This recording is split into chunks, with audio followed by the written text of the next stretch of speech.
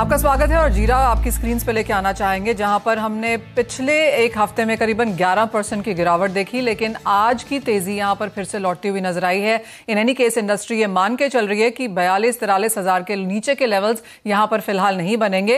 As of now 50 हजार का हमने रेजिस्टेंस भी यहां पर बनता हुआ देखा है। वो एक महीने का चार्ट है आपकी स्क्रीन पर, जहां पर अभी 15% की तेजी के साथ काम होता हुआ नजर आया है। फंडामेंटल स्ट्रांग ही है, लेकिन 50 के आसपास यहां पर खरीदारी रुकती हुई नजर आई थी। एक्सपोर्ट्स की डिमांड में भी थोड़ी कमी थी, जिसका असर हमने यहां पर प्राइसेस में आता हुआ देखा, लेकिन वो बहुत ही छोटा डेंट है और उसके बाद आज फिर से यहां पर तेजी 4% के आसपास की बढ़त देखने को मिल ही रही है। रुपेश, कैसे देखते हैं? फिर से 46 हजार के लेवल्स हैं, यानी कि बहुत ज्यादा बड़ी करेक्शन की उम्मीद फिलहाल यहां पर नहीं। आपने जो अभी जो चार्ट बताया, जो वीकली चार्ट बताया वही दैट इटसेल्फ शोज के जो तेजी वाले का रंग था वो कैसा है। मतलब पूरी सीढ़ी पहले ऊपर से जा रही थी, मामूली गिरावट दिख रही है। जीरा में 1% देखे तो पिछले 3-4 दिन से जो हिसाब से गिरावट आई, वो हिसाब से सबको लगा कि वापिस से 40 हजार तक वापिस बाजार जा रही है। लेकिन अगेन आज कल अगर शाम को 5 बजे के बाद में फिजिकल मार्केट में बोल रहे थे कि 40 हजार तक जा रहा है। अगेन आज ऊपर की सर्किट की तरफ बाजार जा रहा है। ओवरऑल देखे तो एक्सपोर्ट डिमांड, रूमर्स, बहुत सारी चीजें यहाँ पे मंदी वाले थोड़े एग्रेसिव होने की ट्राई कर रहे हैं, लेकिन थोड़ी मार्केट उनकी ग्रिप में आ नहीं रही, ऐसा लग रहा है। तुर्की, सीरिया, अफगानिस्तान एंड चाइना 4 का 15 जून के आसपास नया क्रॉप शुरू होने वाला है। अभी ऐसी जोर शोर से प्रचार किया जा रहा है कि खूब अच्छा क्रॉप है, इंटरनेशनल मार्केट में भी सप्लाई की कंस्ट्रेंट नहीं रहेगी। तो ये सब 3-4 दिन से जो रूमरें चली, उस हिसाब से बाजार में गिरावट देखने को मिली।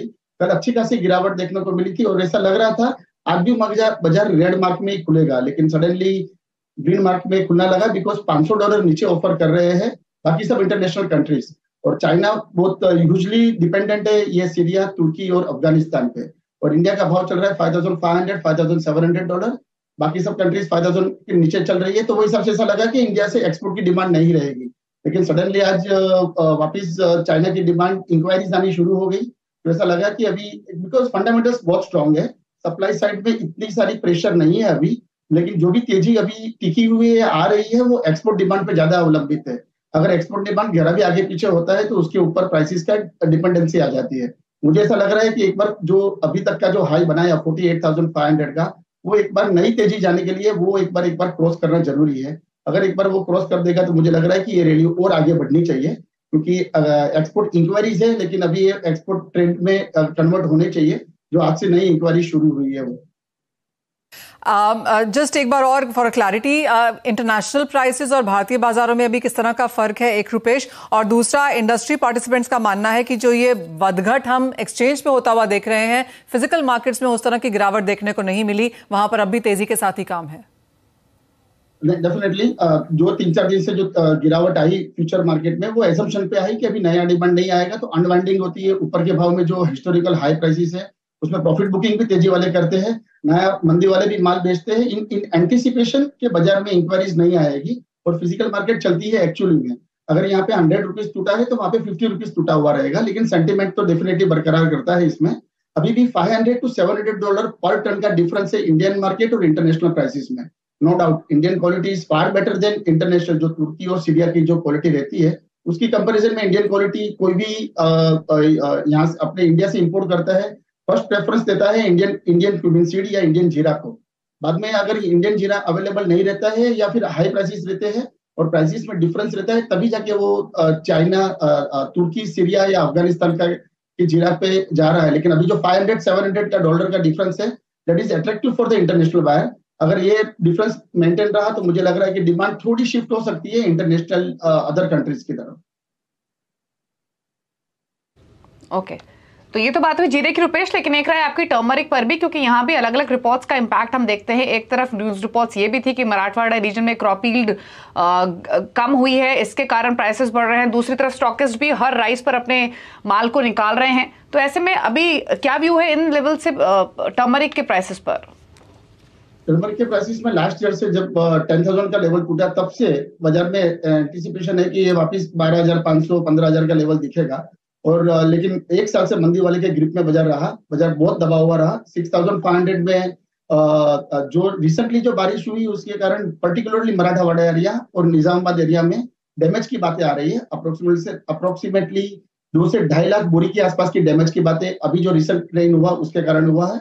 और यील्ड भी डेफिनेटली जो इरेटिक बारिश हुई है उसके कारण मराठवाड़ा जो अभी जो महाराष्ट्र जो पहले 3rd नंबर पे प्रोडक्शन सेंटर में था, स्टेट में था, अभी वो नंबर 1 पे आ गया है। 25 से 30 लाख बोरी के आसपास का प्रोडक्शन महाराष्ट्र में हो रहा है। तो अभी उसका यील्ड अगर कम आता है तो उसका भी प्रोडक्शन पे इम्पैक्ट आएगा। और सबकी नजर जीरा की तेजी के बाद में सबकी नजर टर्मरिक और धनिया की तरफ हटी हुई है। और उसमें ये दोनों में मुझे ऐसा लग रहा है कि टर्मरिक में थोड़ा तेजी वाले की ग्रिप बढ़ रही है। एक बार 8,500 का लेवल आने के बाद में थोड़ी रुकावट आ सकती है। आने वाली तेजी अभी मुझे ऐसा लग रहा है कि रुक के आनी चाहिए। आने वाले दिन में 9,000 का भाव दिख सकता है, लेकिन अभी की तेजी अभी रुक के आएगी, क्योंकि अभी वेदर भी क्लियर हो गया है, अराइवल्स का प्रेशर भी बढ़ रहा है और ऊपर के भाव में थोड़ी स्टॉकिस्ट की और एक्सपोर्ट की डिमांड थोड़ी कमजोर होती हुई दिख रही है। लेकिन बेच के काम नहीं करना है, रुक के तेजी ही यहां पर भी हल्दी में एक्सपेक्टेड है। रुपेश, ईसबगोल कैसे देखते हैं आप, क्योंकि इनिशियल तेजी के बाद वॉल्यूम्स और प्राइसेस दोनों हमने स्टेडी होते हुए देखे। ईसबगोल में फंडामेंटल्स अभी भी स्ट्रॉन्ग लग रहे हैं। ऊंचा की मार्केट है, जीरा रूल कर रहा है ऊंचा की मार्केट में, उसके पीछे सॉफ्ट भी तेजी में है और ईसबगोल भी तेजी में है। पर्टिकुलरली 80 to 90% एक्सपोर्ट डिमांड पर डिपेंडेंसी है। एक्सपोर्ट ऑर्डर्स भी अभी क्वाइट गुड है, because India is the only country in international market इसमें इंडिया के अलावा और कोई ऑप्शन नहीं है ईसबगोल के लिए। तो मुझे लग रहा है कि एक बार जो 25,000 का भाव दिख रहा है, आने वाले दिनों में एक बार 25,500 26,000 की तेजी आ सकती है। ओके, तो तेजी यहां पर आ सकती है। 26,000 तक प्राइसेस जाने की पॉसिबिलिटी है। टर्मरिक में भी मजबूती देख रहे हैं, 9,000 के टारगेट्स इमीडिएट बेसिस पे, और जीरे में भी स्ट्रेंथ फिलहाल तो दिखाई दे रही है। शुक्रिया रुपेश आपका शो में आने के लिए, अपने व्यूज सभी कमोडिटीज पर शेयर करने के लिए। इसी के साथ एक ब्रेक, मुझे और मनीषा जी को दीजिए इजाजत। ब्रेक उस पर देखिए वायदा मार्केट का पूरा एक्शन फ्यूचर एक्सप्रेस में। नमस्कार।